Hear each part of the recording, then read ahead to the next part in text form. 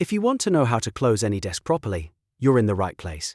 In this quick tutorial, I'll show you the easiest way to close an active AnyDesk session and fully quit the app when you're finished. This is helpful if you're done with remote access, want to disconnect safely, or simply want to make sure AnyDesk is no longer running in the background.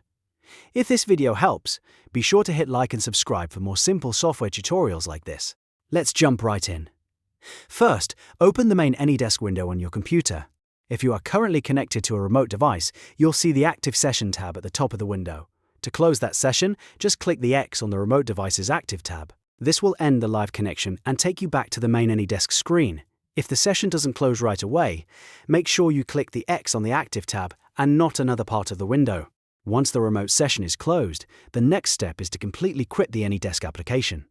On Windows, look at your system tray in the bottom right corner of the screen.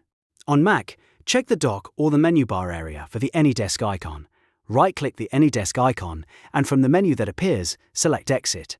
This fully closes AnyDesk so it is no longer running in the background. If you only close the window without exiting the app, AnyDesk may still stay active.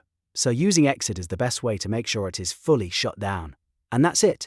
You've now closed the AnyDesk session and exited the app completely. It only takes a few seconds once you know where to look. If this tutorial helped, please give it a like, subscribe for more helpful guides, and leave a comment if you want me to cover more remote access tips in the future.